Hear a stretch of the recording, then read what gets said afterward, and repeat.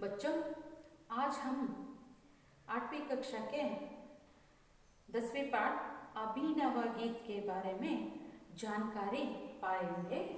अभिनव गीत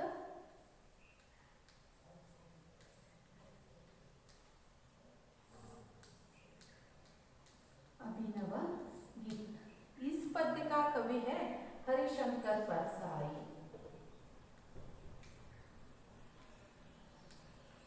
हरिशंकर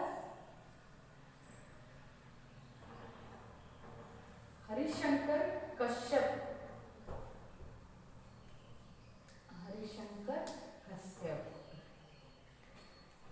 पहले हम इस पद्य के कवि हरिशंकर कश्यप के बारे में थोड़ी जानकारी पाएंगे। कवि परिचय।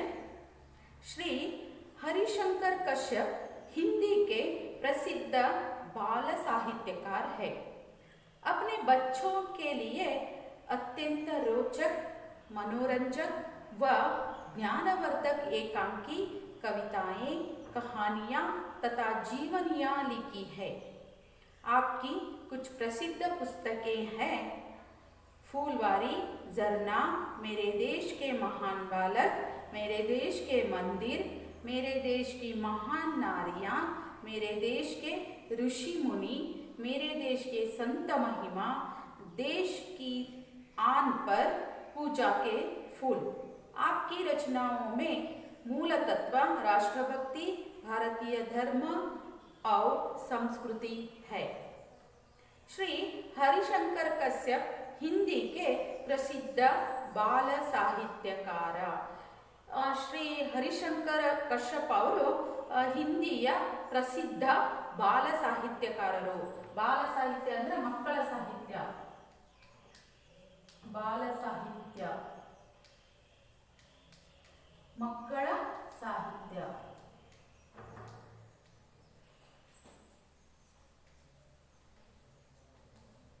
मक्कड़ साहित्य। अपने बच्चों के लिए अत्यंत रोचक, मनोरंजक व ज्ञानवर्धक एकांकियां, कविताएं, कहानियां तथा जीवनियां लिखी है।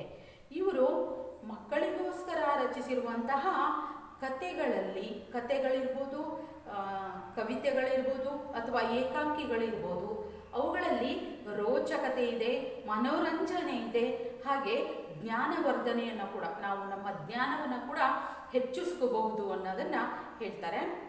आपकी कुछ प्रसिद्ध पुस्तकें हैं.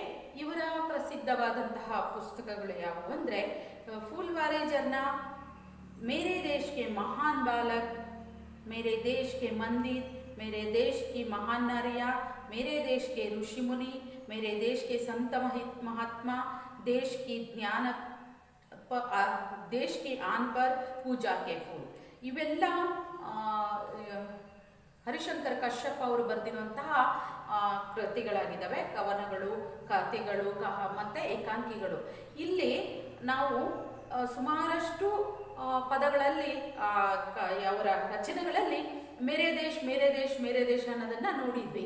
ಇವರ ಅಭಿಪ್ರಾಯ ಏನು ಅಂದರೆ ಮಕ್ಕಳಿಗೋಸ್ಕರನೇ ರಚಿಸಿರುವಂತಹ ಕೃತಿಗಳು ಇವರವಾಗಿದೆ. ಯಾಕಾಗಿ ಈ ದೇಶದ ಬಗ್ಗೆ ಅವರು ಹೆಚ್ಚು ಇಲ್ಲಿ ಹೇಳಿದ್ದಾರೆ ಅಂದರೆ ಮಕ್ಕಳ ಮನಸ್ಸಿನಲ್ಲಿ ದೇಶದ ಬಗ್ಗೆ ಅಭಿಮಾನ ಮೂಡಬೇಕು, ದೇಶದ ಬಗ್ಗೆ ಗೌರವವನ್ನು ಹೆಚ್ಚಿಸಬೇಕು. ಮಕ್ಕಳಿರ್ತಾನೆ ಅವರಿಗೆ ನಾವು ದೇಶದ ಬಗ್ಗೆ ಗೌರವ, ಅಭಿಮಾನವನ್ನು ಬೆಳೆಸಿದ್ರೆ ಮುಂದೆ ಅವರು ದೇಶಾಭಿಮಾನಿಯ ಒಬ್ಬ ವ್ಯಕ್ತಿ, ಭಾರತದ ಒಬ್ಬ ಸತ್ಪ್ರಜೆ ಆಗ್ತಾನೆ ಅನ್ನೋ ಉದ್ದೇಶಕ್ಕೋಸ್ಕರ ಇವರು ಆಲ್ಮೋಸ್ಟ್ ಮಕ್ಕಳಿಗೆ ರಚಿಸಿರುವಂಥ ಕೃತಿಗಳಲ್ಲಿ ದೇಶದ ಬಗ್ಗೆನೇ ಅವರು ಹೇಳ್ತಾ ಹೋಗಿದ್ದಾರೆ. आपकी रचनाओं में मूल तत्व है राष्ट्रभक्ति, भारतीय धर्म और संस्कृति है. ಇವರು ರಚಿಸಿರುವಂತಹ ಮೂಲ ತತ್ವ ಏನು ಅಂದರೆ, ಇವರ ಕೃತಿಗಳ ಮೂಲ ತತ್ವ ಏನು ಅಂದರೆ ರಾಷ್ಟ್ರಭಕ್ತಿ. ಆ ರಾಷ್ಟ್ರಭಕ್ತಿಯನ್ನು ನಾವು ಇದರಲ್ಲಿ ಕಾಣ್ಬೋದು. ಭಾರತೀಯ ಧರ್ಮದ ಬಗ್ಗೆ ಕಾಣ್ಬೋದು, ಮತ್ತು ನಮ್ಮಲ್ಲಿಯ ಭಾರತದ ಸಂಸ್ಕೃತಿಯ ಬಗ್ಗೆ ನಾವಿಲ್ಲಿ ಕಾಣ್ಬೋದು ಅಂತ ಹೇಳ್ತಾರೆ. ಅಭಿನವ ಗೀತ್ ಪಾಠದ ಉದ್ದೇಶವನ್ನು ನೋಡೋಣ. ಪಾಠದ ಉದ್ದೇಶದ ಹಿನ್ನೆಲೆ, ಈ ಪದ್ಯ ಯಾಕೆ ಈ ಪದ್ಯ ನಿಮಗೋಸ್ಕರ ಇಟ್ಟಿರೋ ಉದ್ದೇಶ ಏನು ಅನ್ನೋದನ್ನ ಈ ಉದ್ದೇಶದಲ್ಲಿ ತಿಳ್ಕೊಳ್ಳೋಣ ಯಾಕೆ ಅಂತ. ಇಸ್ ಕವಿತಾ ಕೆ ದ್ವಾರ ಬಚ್ಚೆ ಜೀನೆ ಕಿ ಕಲಾ ಸೀಖ್ ಸಕ್ತೆ ಹೈ. ಈ ಪದ್ಯದಿಂದ ಮಕ್ಕಳು ಯಾವ ರೀತಿ ಬದುಕಬೇಕು, ಜೀನಾ ಅಂದರೆ ಬದುಕು ಹೇಗೆ ಬದುಕನ್ನು ಸಾಗಿಸ್ಬೇಕು,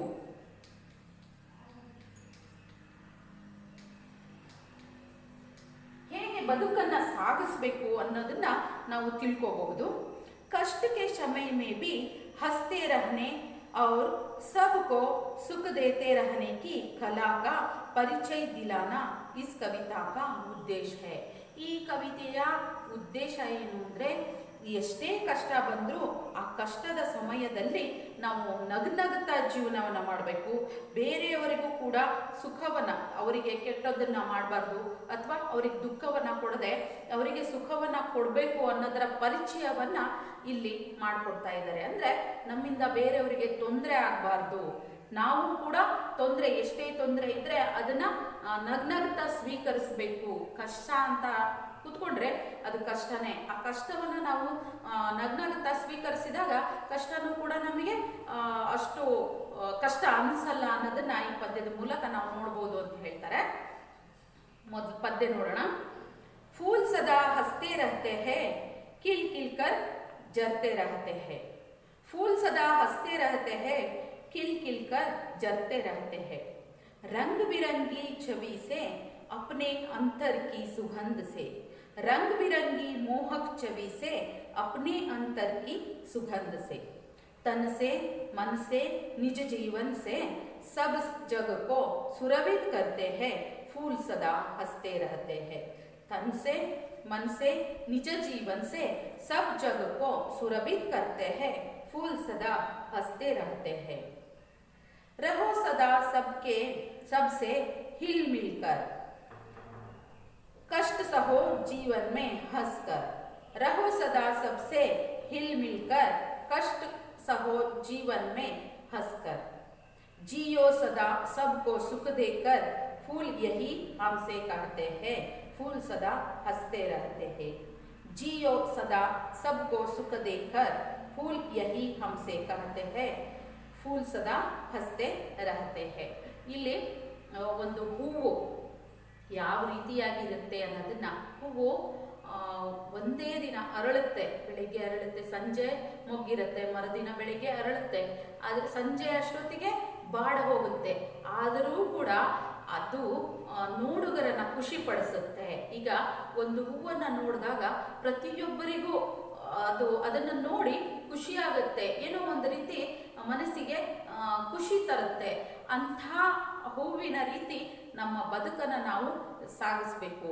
ಹೂವು ಹೇಗೆ ಇನ್ನೊಬ್ಬರಿಗೆ ಸುಖವನ್ನು ಕೊಡುತ್ತೋ, ತಾನವತ್ತು ಬಿದ್ದೋಗ್ತೀನಿ ಬತ್ತೋಗ್ತೀನಿ ಅಂತ ಇದ್ರೂ ಕೂಡ ಅದು ಇನ್ನೊಬ್ಬರಿಗೆ ಖುಷಿಯನ್ನು ಕೊಡುತ್ತೆ. ಆ ಖುಷಿಯನ್ನು ಕೊಡುವಂಥ ಕೆಲಸವನ್ನು ನಾವು ಮಾಡಬೇಕು ಅನ್ನೋದನ್ನ ಈ ಪದ್ಯದಲ್ಲಿ ಹೇಳಿದ್ದಾರೆ. फूल सदा हंसते रहते हैं, खिल खिल कर जरते रहते हैं. ಇಲ್ಲಿ फूल सदा हंसते रहते हैं, हंसते,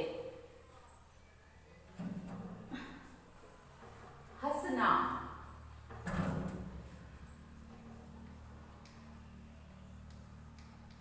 नगु, हंसना नगु, जरते बीड़ू,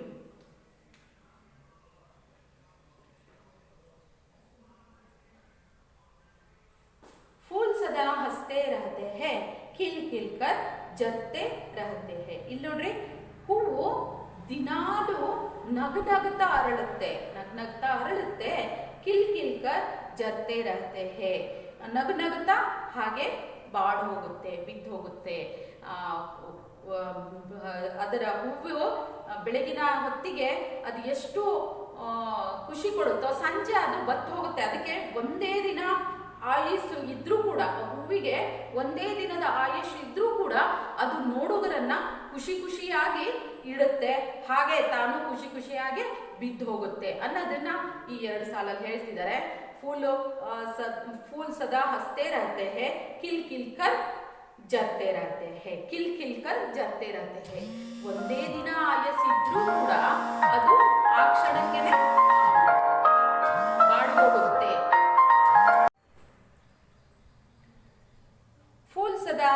रहते हैं ಕಿಲ್ ಕಿಲ್ ಕರ್ ಜರ್ತೆ रहते हैं.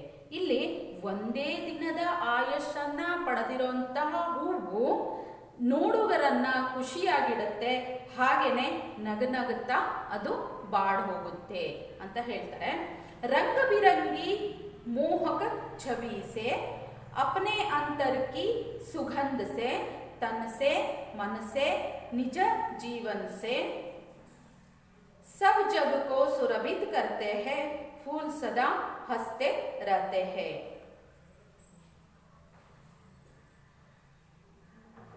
रंग बिरंगी, रंग बिरंगी ಅಂದ್ರೆ ಬಣ್ಣ ಬಣ್ಣದ,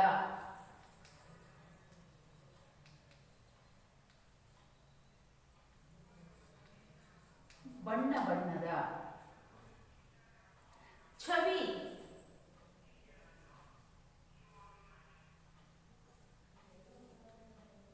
ಛವಿ ಶೋಭೆ, ಶೋಭೆ. ಸುಗಂಧ,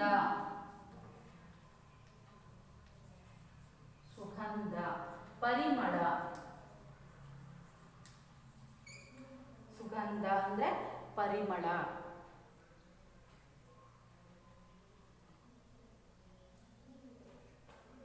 ನಿಜ, ನಿಜ ಅಂದ್ರೆ ತನ್ನ, ತನ್ನ. ಸುರಭಿತ್, ಸುರಭಿತ್ ಅಂದ್ರೂ ಕೂಡ ಪರಿಮಳ, ಪರಿಮಳ. ಸುರಭಿತ್ ಅಂದ್ರೆ ಪರಿಮಳ.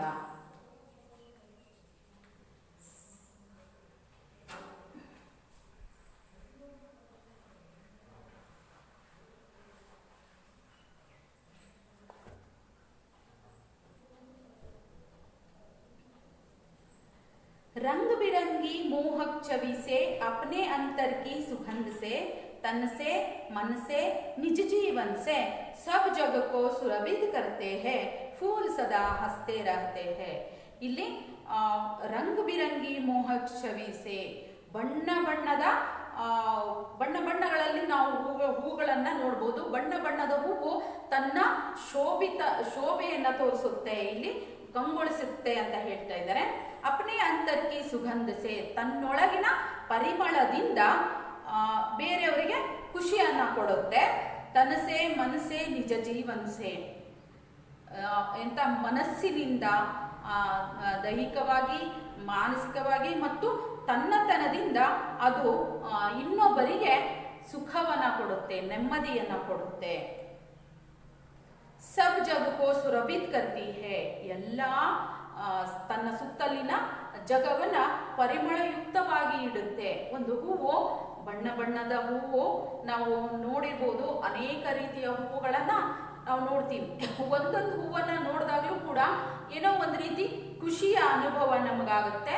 ಅದು ಅರಳಿದಾಗ ಆ ಹೂವಿನ ಆ ಸುಗಂಧ, ಆ ಹೂವಿನ ಪರಿಮಳದಿಂದ ನಮಗೆ ಏನೋ ಒಂದು ರೀತಿ ಖುಷಿ ಕೊಡುತ್ತೆ. ಆ ಖುಷಿಯನ್ನ ಹೂವು ಹೇಗೆ ಕೊಡುತ್ತೆ ಅಂದ್ರೆ, ತನಗೆ ಒಂದೇ ದಿನದ ಆಯುಸ್ಸು, ಸಂಜೆ ಬಿದ್ದೋಗುವಂತ ಹೂವು ಎದುರಿಗಿರುವಂತಹ ವ್ಯಕ್ತಿಗೆ ತನ್ನೊಳಗಿನ ಪರಿಮಳವನ್ನ ಶೋಷಿಸಿ ಅದು ಏನ್ ಮಾಡುತ್ತೆ, ಖುಷಿಯನ್ನ ಕೊಡುತ್ತೆ. ಆ ರೀತಿ ಮನುಷ್ಯ ಇರಬೇಕು ಅಂತ ಇಲ್ಲಿ ಹೇಳ್ತಾ ಇದ್ದಾರೆ. ಹೆಂಗಂದ್ರೆ ನಮಗೆ ನಮ್ಮದೇ ಆದಂತಹ ಕಷ್ಟಗಳಿರುತ್ತೆ, ಪ್ರತಿಯೊಬ್ಬ ವ್ಯಕ್ತಿಗೂ ಆ ಕಷ್ಟಗಳಿದ್ದೇ ಇರುತ್ತೆ. ನನಗೆ ಕಷ್ಟ ಇದೆ ಅಂತ ಹೇಳಿ ನಾನು ಇನ್ನೊಬ್ಬರಿಗೆ ಕಷ್ಟವನ್ನ ಕೊಡಬಾರ್ದು. ನನ್ನೊಳಗಿನ ಕಷ್ಟವನ್ನ ನಾನು ಸಹಿಸಿಕೊಂಡು ನಗುತ್ತಾ ಇರಬೇಕು. ನಮ್ಮ ಎದುರಿಗಿರುವಂತವರಿಗೂ ಕೂಡ ನಾವು ನಗ್ನಗ್ತಾ ಖುಷಿಯಾಗಿ ಇಟ್ಕೋಬೇಕು ಅನ್ನೋದನ್ನ ನಾವು ಈ ಹೂವಿನಿಂದ ಕಲಿಬಹುದು ಅಂತ ಹೇಳ್ತಾರೆ. रहो सदा सबसे हिल मिलकर, कष्ट सहो जीवन में हंसकर, जियो सदा सबको सुख देकर, फूल यही हमसे कहते हैं, फूल सदा हंसते रहते हैं. रहो सदा सबसे हिल मिलकर, हिल मिल,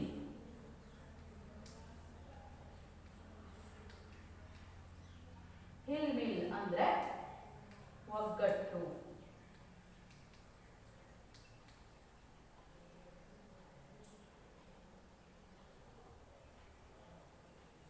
ಸಹೋ, ಕಷ್ಟ ಸಹೋ, ಕಷ್ಟ ಅಂದ್ರೆ ಕಷ್ಟ, ಸಹೋ ಅಂದ್ರೆ ಸಹಿಸು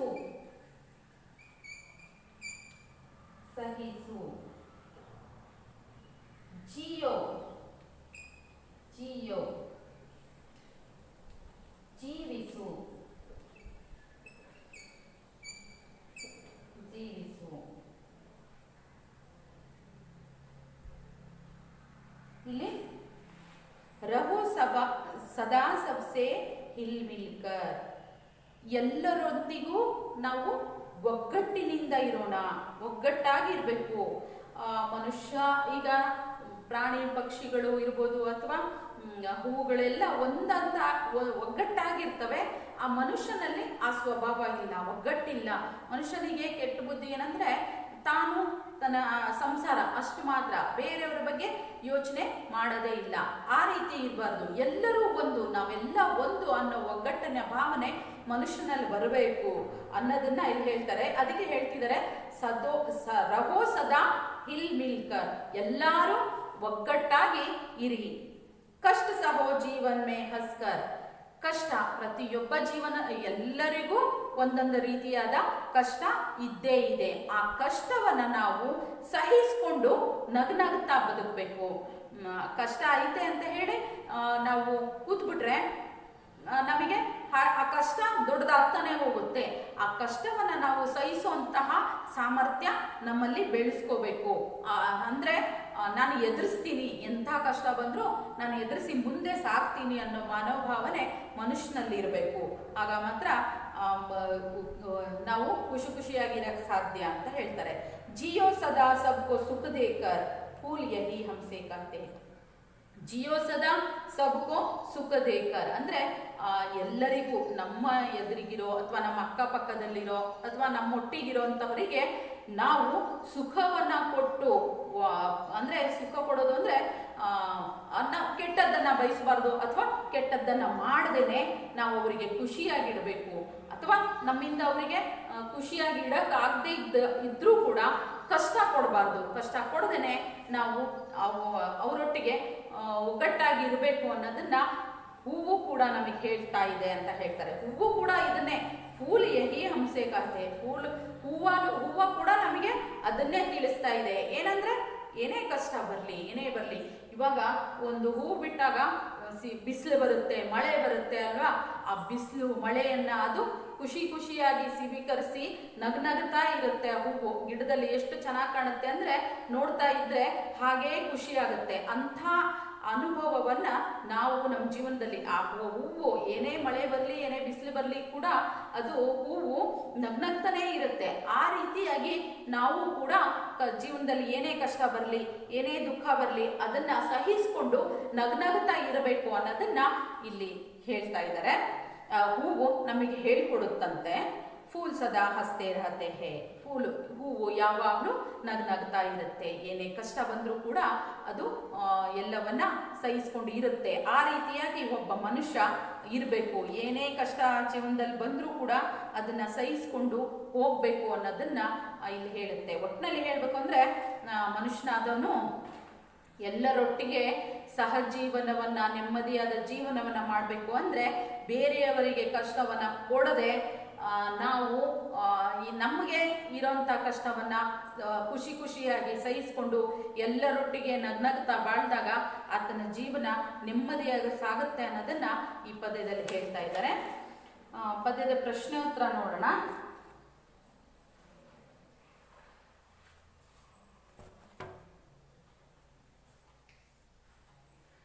ಫೂಲ್ ಸದಾ ಕೈಸೆ ರಹತೆ ಹೇ, ಫೂಲ್ ಯಾವಾಗಲೂ ಹೇಗಿರುತ್ತೆ? ಫೂಲ್ ಸದಾ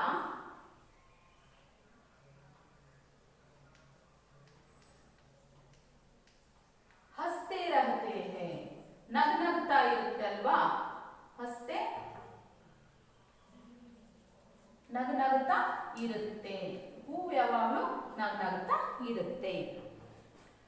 ಫೂಲ್ ಕಿಸ್ ತರಹ ಜರ್ತೆ ಹೇ, ಫೂಲ್ ಯಾವ ರೀತಿಯಾಗಿ ಬಿದ್ದು ಹೋಗುತ್ತೆ? ಫೂಲು ಕಿಲ್ ಕಿಲ್ಕರ್ ಜರ್ತೆ ರಹತೆ ಹೇ, ಹೂವು ಒಂದೇ ದಿನದ ಆಯುಸ್ಸನ್ನ ಪಡೆದಿರುವಂತ ಹೂವು ಕೂಡ ಬೀಳುವಾಗ್ಲೂ ಕೂಡ ನಗ್ನಗ್ತಾನೆ ಬಿದ್ದೋಗುತ್ತೆ.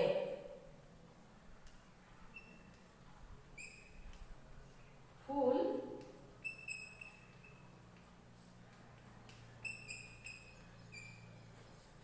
खिलकर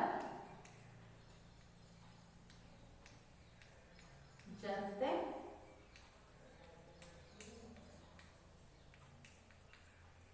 जलते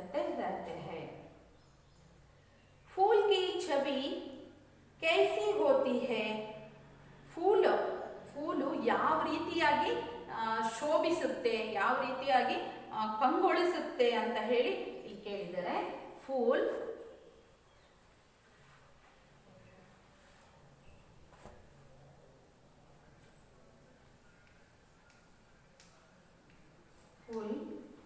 रंग बिरंगी,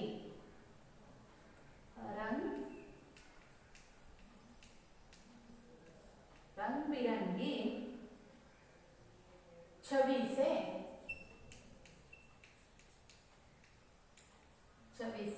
रहते हैं। रंग बिरंगी छवि से रहते हैं, ಬಣ್ಣ ಬಣ್ಣದಿಂದ ಅದು ಶೋಭಿತವಾಗಿರುತ್ತೆ, ಕಂಗೊಳಿಸುತ್ತೆ। फूल सब जग को किस रीति से सुरभित करते हैं, फूल सब जग को किस ರೀತಿ से सुरभित करती है, ಯಾವ ರೀತಿಯಾಗಿ ಅದು ಪರಿಮಳಯುಕ್ತವಾಗಿ ಇಟ್ಕೊಂಡಿರುತ್ತೆ।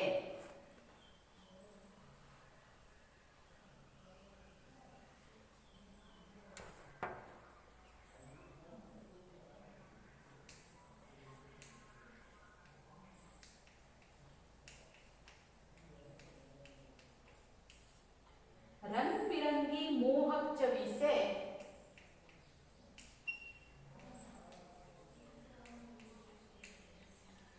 रंग बिरंगी मोहक छवि से अपने अंतर की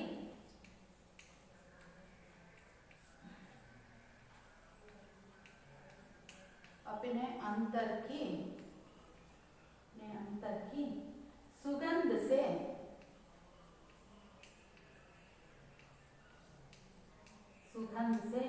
तन से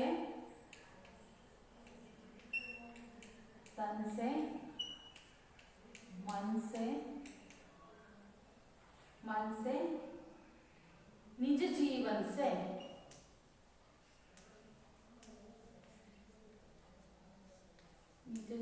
से सब जग को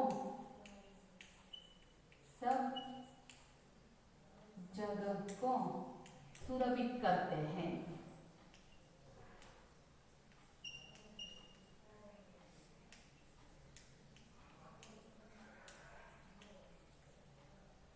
सब जग को सुरभित करते हैं।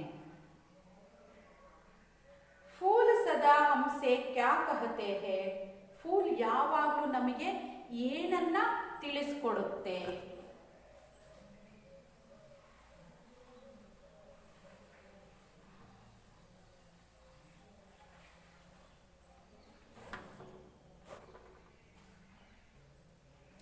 ಫೂಲ್ ಏನು ಹೇಳಿಕೊಡುತ್ತೆ ಅಂದ್ರೆ, फूल हमसे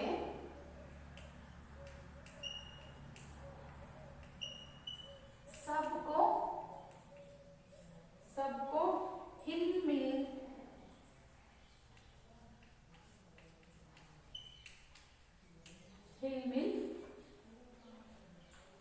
जियो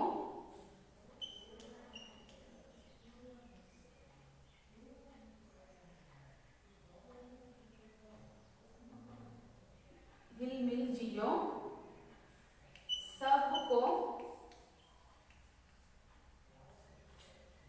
सुख देने के लिए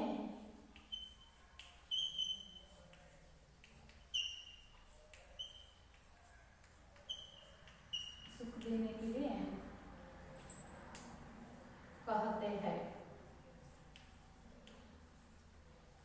ಹೂವು ನಮಗೆ ಏನನ್ನ ಹೇಳುತ್ತೆ ಅಂದ್ರೆ, ಯಾವಾಗಲೂ ಒಗ್ಗಟ್ಟಾಗಿರಿ ಮತ್ತೆ ಬೇರೆಯವರಿಗೆ ಸುಖವನ್ನ ನೀಡಿ ಅನ್ನೋದನ್ನ ಇಲ್ಲಿ ಹೂವು ನಮಗೆ ಹೇಳಿಕೊಡುತ್ತೆ।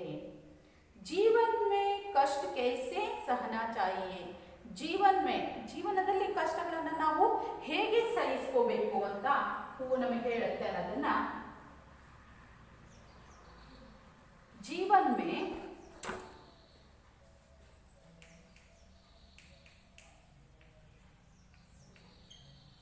कष्ट हंस हंस कर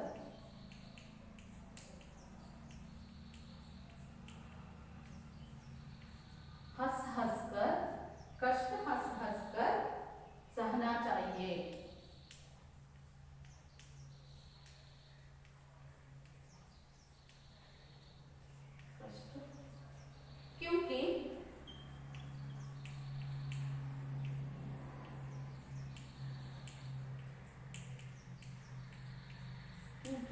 हंसने से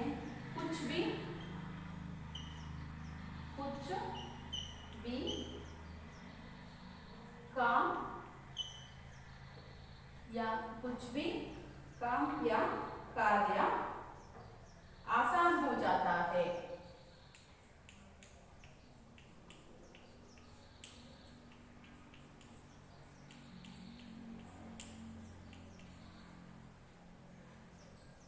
फूल जीवन में कष्ट कैसा सहना चाहिए, ಯಾವ ಜೀವನದಲ್ಲಿ ಕಷ್ಟವನ್ನ ನಾವು ಹೇಗೆ ಸಹಿಸ್ಕೋಬೇಕು ಅನ್ನೋದನ್ನ ಹೂವು ಹೇಳ್ಕೊಡ್ತಾ ಇದೆ ಅಂದ್ರೆ, ಜೀವನದಲ್ಲಿ ಕಷ್ಟಗಳನ್ನ ನಾವು ನಗನಗುತ್ತಾ ಸ್ವೀಕರಿಸಬೇಕು। ಯಾಕಂದ್ರೆ ಕ್ಯೂಂಕಿ ಹಸ್ನೆ ಸೆ ಕುಚ್ ಭಿ ಕಾಮ್ ಆಸಾನ್ ಹೋತಾ ಹೈ, ನಗನಗುತ್ತಾ ಇದ್ದಾಗ ಎಂಥ ಕಷ್ಟನೂ ಕೂಡ ನಮಗೆ ಸುಲಭ ಅನಿಸುತ್ತೆ। ಹಾಗಾಗಿ ಜೀವನದಲ್ಲಿ ನಾವು ಏನೇ ಕಷ್ಟ ಬಂದರೂ ಕೂಡ ಅದನ್ನ ನಗನಗುತ್ತಾ ಸ್ವೀಕರಿಸಬೇಕು ಅಂತ ಇಲ್ಲಿ ಹೇಳ್ತಾರೆ। नमूने के अनुसार कविता की पंक्तियों को गद्य में रूपांतरित कीजिए। रहो सदा सबसे हिल मिलकर रहो। ಅದಕ್ಕೆ ಕಷ್ಟ ಸಹೋ ಜೀವನ್ ಮೇ ಹಸ್ಕರ್, ಅದು ಪದ್ಯದ ಒಂದು ಲೈನ್ ಇದೆ, ಅದನ್ನ ಗದ್ಯ ರೂಪದಲ್ಲಿ ಬರೆಯೋದಾದ್ರೆ ಜೀವನ್ ಮೇ ಕಷ್ಟಕ್ಕೋ ಹಸ್ಕರ್ ಸಹೋ ಅಂದ್ರೆ ಜೀವನದಲ್ಲಿ ಬರುವಂತ ಕಷ್ಟಗಳನ್ನ ನಗ್ನಗ್ತಾ ಸ್ವೀಕರಿಸು। ಸಬ್ಕೋ ಸುಖ ದೇಕರ್ ಜಿಯೋ ಸದಾ ಸಬ್ಕೋ ಸುಖ ದೇಕರ್ ಇರೋದನ್ನ ಸಬ್ಕೋ ಸುಖ ದೇಕರ್ ಜಿಯೋ।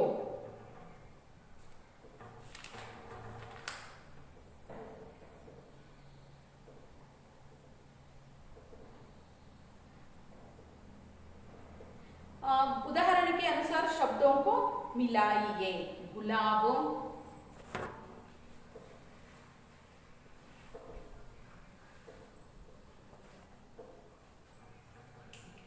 गुलाबिದೆ,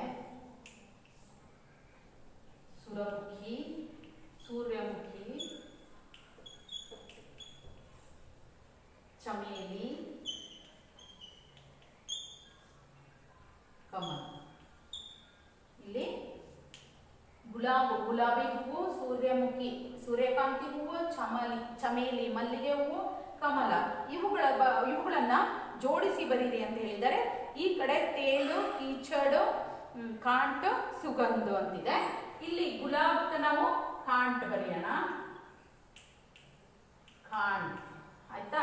ಸೂರ್ಯಮುಖಿ ಇದು ತೇಲು, ಎಣ್ಣೆಯನ್ನ ತೆಗೆಯಲು ಉಪಯೋಗಿಸ್ತಾರೆ।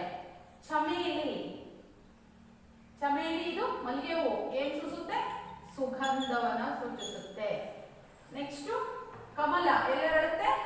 ಎಸ್, ಕೀಚಡ್ ಇದು ಕೆಸರಿನಲ್ಲಿ ಅರಳುವಂತ ಹೂವು। सही शब्दों से वाक्य पूरा कीजिए। फूल सदा डैश रहते हैं, फूल सदा हंसते रहते हैं। रहो सदा सबसे डैश कर, रहो सदा सबसे हिल मिल कर। सदा सबको डैश देकर जीना, सदा सबको डैश देकर, सुख देकर जीना। सोच कर लिखिए, हम फूलों का उपयोग कैसे करते हैं।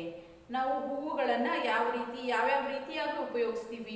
ಪೂಜೆಗೆ ಉಪಯೋಗಿಸ್ತೀವಿ, ಹೆಣ್ಮಕ್ಳು ಮುಟ್ಕೋತಾರೆ ಅಲ್ವಾ, ಅದನ್ನ ನೀವು ಬರಿಬೇಕಾಗುತ್ತೆ। ಬರಿ ಮತ್ತೆ ಕಿನ್ಹಿ 10 ಫೂಲೋं 10 ಹೂವುಗಳ ಹೆಸರುಗಳನ್ನ ಬೇರೆ ಬೇರೆ ಅಂದ್ರೆ ಗುಲಾಬ್, ಗೇಂದ್, ಸೂರ್ಯಮುಖಿ, ಚಂಪಾ, ಡಹಲಿಯಾ, ಕಮಲ್, ಚಮೇಲಿ ಈ ಥರ ಹೂವುಗಳ ಹೆಸರನ್ನ ಬರಿಬೇಕು। ಇಲ್ಲಿಗೆ ಪಾಠ ಅರ್ಥ ಆಯಿತು ಅಂತ ಅರ್ಥ ಆಯ್ತಲ್ಲ ಮಕ್ಕಳೇ? ಮುಂದಿನ ತರಗತಿಯಲ್ಲಿ ಮತ್ತೊಂದು ಪಾಠದೊಂದಿಗೆ ಸಿಗೋಣ। ಧನ್ಯವಾದ।